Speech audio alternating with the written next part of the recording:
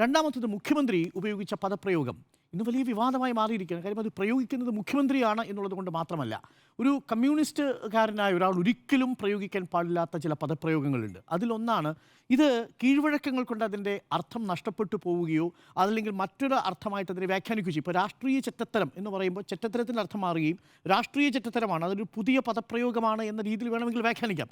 പക്ഷേ പ്രശ്നം എന്താണെന്ന് വെച്ചാൽ ആ വാക്കിൻ്റെ അർത്ഥം അതിൻ്റെ ഒരു ക്ലാസ്സുമായി ബന്ധപ്പെട്ടിരിക്കുന്നു എന്നുള്ളതാണ്. ഇപ്പോൾ ചെറ്റക്കുടിലുകളിൽ താമസിച്ചിരുന്ന മനുഷ്യർ, സാധാരണ പാർശ്വവൽക്കരിക്കപ്പെട്ട മനുഷ്യർ, ആ മനുഷ്യരെ എന്നും എന്തോ വെറുപ്പോടുകൂടി കണ്ടിരുന്ന ഒരു പ്രതീതി അവിടെ സൃഷ്ടിക്കപ്പെടുന്നു എന്നുള്ളതാണ്. ഇത് പൊളിറ്റിക്കലി ഇൻകറക്റ്റായ ഒരു സ്റ്റേറ്റ്മെൻറ്റാണ്. റിനിഗേഡ് എന്ന വാക്കാണ് സാധാരണ ഇത്തരം സന്ദർഭങ്ങളിൽ കമ്മ്യൂണിസ്റ്റുകാർ ഉപയോഗിച്ച് കാണുന്നത്. കൗഡ്സ്കിയെ പണ്ട് ലെനിൻ വിശേഷിപ്പിച്ചത് അങ്ങനെയാണ്. ആരും വർഗ്ഗവഞ്ചകരെന്നോ കുലം കുത്തിയെന്നോ ഒക്കെ വിശേഷിപ്പിക്കാം. ഇപ്പോൾ കുലം കുത്തി എന്നൊരു വിശേഷണം എന്ന് പറഞ്ഞു കഴിഞ്ഞാൽ അത് കമ്മ്യൂണിസ്റ്റ് ഭാഷയിലെ ഒരു വളരെ ഒരാളെ ഏറ്റവും കൂടുതൽ ഹാർഷായ ഭാഷയിൽ വിമർശിക്കുന്നൊരു പദപ്രയോഗമാണ്. അത് യഥാർത്ഥത്തിൽ ഒരു ഒറ്റുകാരനെ ആണ് സൂചിപ്പിക്കുന്നത്. എങ്ങനെയാണ് ഒരു യുദ്ധത്തിൽ എങ്ങനെയാണോ തൻ്റെ സൈന്യം ശത്രുപാളയത്തിലേക്ക് മാർച്ച് ചെയ്യുന്ന സമയത്ത് ആ സൈന്യത്തിൽ നിന്ന് ഒറ്റിക്കൊടുത്ത് ശത്രുപാളയത്തിലേക്ക് ചേക്കേറുന്നയാളെ വിശേഷിപ്പിക്കുന്നതാണ് റെനിഗേഡ് എന്ന് പറയുന്നത്.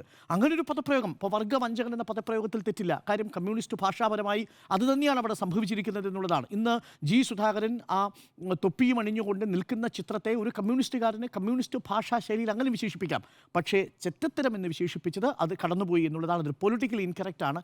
അത് തിരുത്തുക എന്നുള്ളതാണ് ഏറ്റവും അഭികാമ്യമായ ഒരു കാര്യം. അതല്ലെങ്കിൽ ഇനി അത് ആവർത്തിക്കാതിരിക്കാനെങ്കിലും മിനിമം ശ്രമിക്കുക. കാര്യം ഇത് പൊളിറ്റിക്കലി ഇൻകറക്റ്റ് ആണ്. കാര്യം ചെറ്റക്കുടിലിൽ താമസിക്കുന്ന മനുഷ്യർ അവഹേളിക്കപ്പെടേണ്ട മനുഷ്യരല്ല എന്ന തോന്നൽ അതുണ്ടാക്കും.